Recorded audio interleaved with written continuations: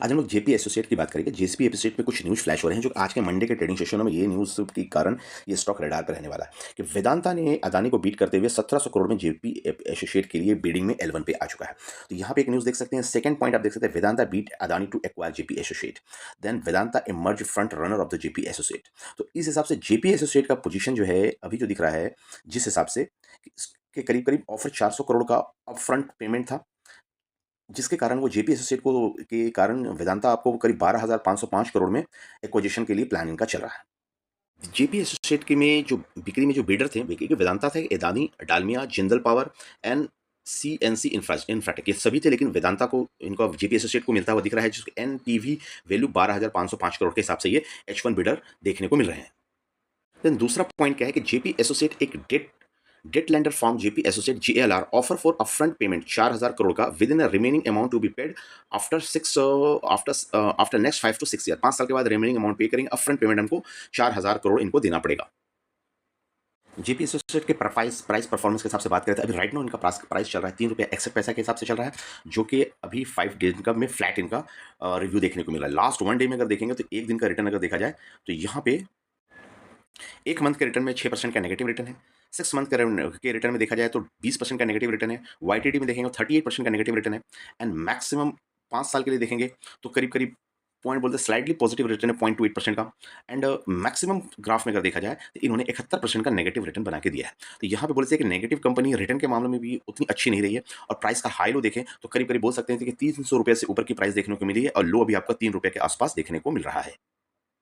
2 minute analysis fundamental देखें। इस stock को देखने का मकसद ये है कि जो भी कंपनी एनसीएलटी में जाकर के सेल हो रही है, दूसरी कंपनी उसको एक्वायर कर रही है, उस कंपनी में क्या प्रॉब्लम्स आए हैं, उस हिसाब से केस स्टडी के तौर पे जेसी एसोसिएट को देख सकते हैं। वॉल्यूम देखिए ₹3.61 का प्राइस चल रहा है, 5% की गिरावट देखने को मिली है। लास्ट ट्रेडिंग सेशन में 3.4 मिलियन का वॉल्यूम देखने को मिल रहा है। वैल्यूएशन के हिसाब से अभी भी थोड़ा सा उतनी सस्ती नहीं हुई है, 32 पॉइंट आ रहा है। एंड मोमेंटम इसमें 35 का दिख रहा है, और इसमें फंडामेंटल कुछ भी ठीक ठाक नहीं दिख रहे हैं।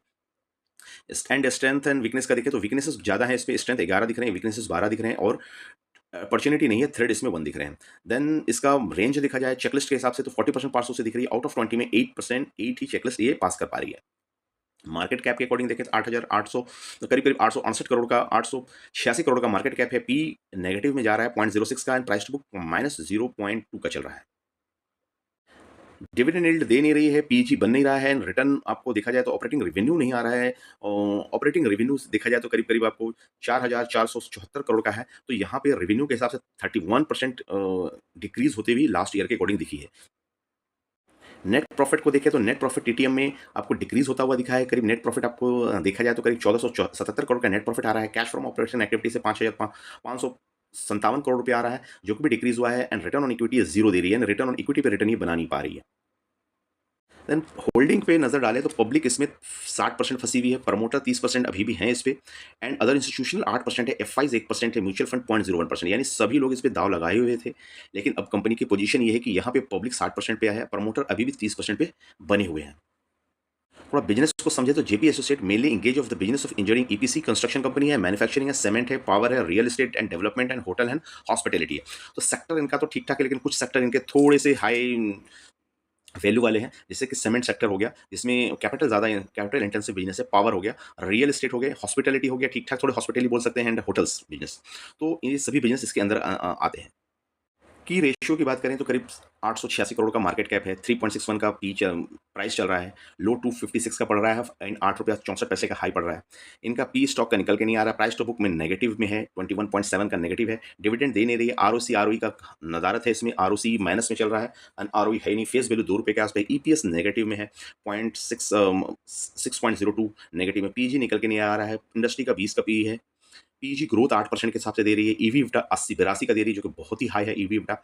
एंड देखा जाए तो क्वार्टरली प्रॉफिट भी आपका गिर रहा है 200% के हिसाब से, एंड सेल्स आपका करीब 60% के हिसाब से गिरता हुआ दिख रहा है।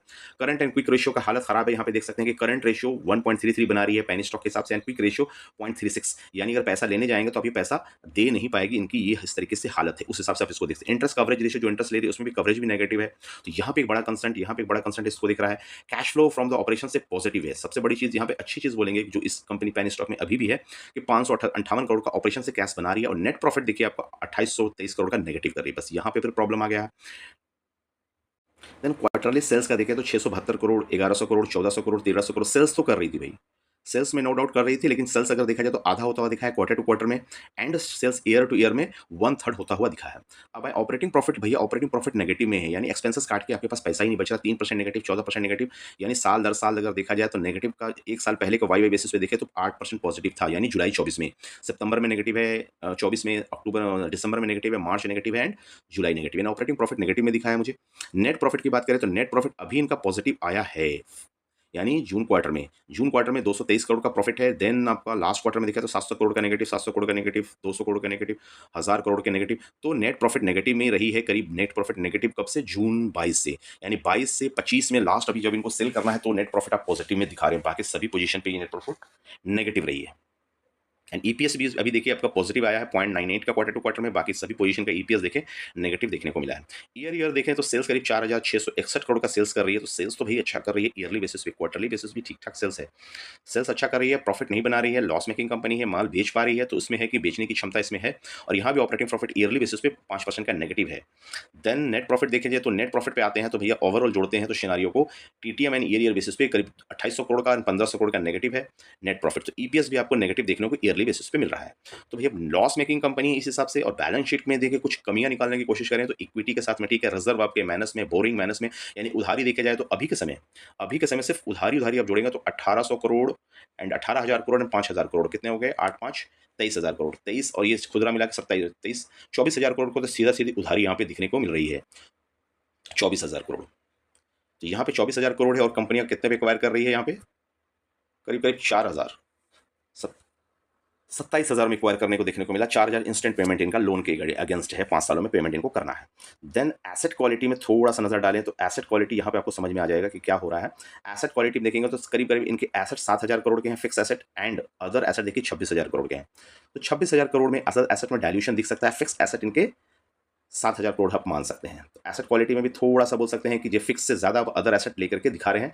अब अदर एसेट में देखेंगे तो इन्वेंट्री बोल रहे भैया 16,000 का पड़े हैं, ट्रेड रिसीवेबल 1,200 के हैं, देन कैश इक्विवेलेंट 1,200 के हैं, लोन एडवांस 1,800 के हैं, अदर एसेट में 6,000 है। तो जितना भी ये दिखा रहे हैं ये सबको क्रॉस चेक करना जरूरी रहेगा इन्वेंट्री। तो कैश फ्लो स्टेटमेंट को देखें तो ऑपरेटिंग से कैश फ्लो निकाल रही है, पहले भी ऑपरेशन से कैश फ्लो निकाल रही है, यानी बिजनेस कर रही है, ऑपरेशन से कैश फ्लो आ रहा है तो बिजनेस ठीक ठाक बोल सकते हैं, लेकिन लॉस में है, बिजनेस को इफिशिएंटली चला नहीं पाई जेपी एसोसिएट।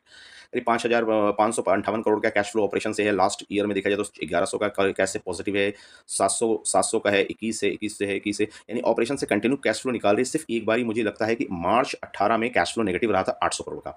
देन इन्वेस्टमेंट से कैश फ्लो भी अभी नेगेटिव है फिलहाल, एंड नेट कैश फ्लो आपका 74 करोड़ का नेगेटिव आ रहा है, जो कि लास्ट ईयर आपका 344 करोड़ का पॉजिटिव था। तो यहाँ से 24 से 25 में आते हैं तो कैश फ्लो थोड़ा डिस्टर्ब हुआ है, बट एक कंसेंट अच्छा ऑपरेशन से पैसा निकाल रही है।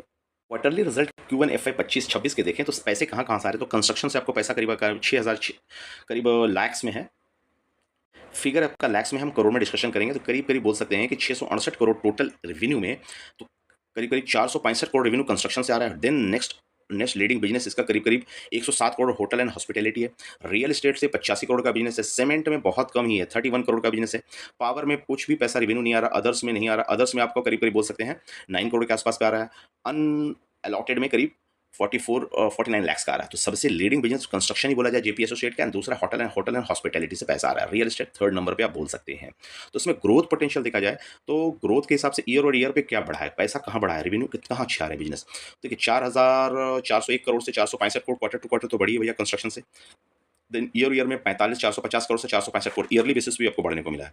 ठीक है, होटल एंड हॉस्पिटैलिटी से 8 करोड़ से आपको ईयर टू ईयर में देखने को मिला था, तो अब आपको 107 करोड़ हो गया 8 करोड़ से, एंड 128 करोड़ में 107 करोड़ हो गया। तो होटल एंड हॉस्पिटल से क्वार्टर टू क्वार्टर तो घटे हैं, लेकिन ईयर टू ईयर अच्छे बढ़ने को मिले हैं।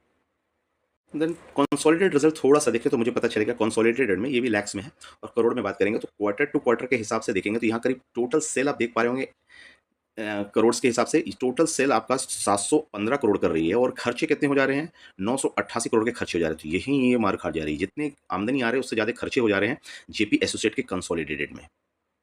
देन कंसोलिडेटेड में ईपीएस देखिए तो क्वार्टर टू क्वार्टर ईपीएस गिरा है करीब 2.69 से 9.988, एंड ईयर और ईयर में भी ईपीएस आपको गिरने को मिला है। तो कहाँ आ रहा है 4.14, यानी 4.14 से करीब करीब बोले तो 1/3 होता हुआ ईपीएस आपको दिखा है। तो यहाँ देखा जाए तो क्वार्टर टू क्वार्टर ईयर में दोनों में ईपीएस मार खाता हुआ इनका कंसोलिडेटेड में दिख रहा है। ईयरली ईपीएस देखा जाए तो कितने क्या आ रहा है ईयर बेसिस पे, तो आपका 11.17 का ईपीएस आता हुआ दिख रहा है। तो फ्रेंड्स अब तक यहाँ तक रखते हैं। नेक्स्ट वीडियो में आप बने रहें, लाइक करें, कमेंट करें, सब्सक्राइब करें और जेपी एसोसिएट के बारे में कोई और डिटेल वीडियो चाहिए इसके रिलेटेड, जिनके भी स्टॉक में फंसे हुए हों तो कमेंट जरूर करें। तो हम लोग एक डिटेल वीडियो फंडामेंटल्स को क्लब करते हैं, टेक्निकल को लेते हुए बनाएंगे। थैंक यू फ्रेंड्स, मिलते हैं अगले वीडियो में, तब तक के लिए बाय बाय।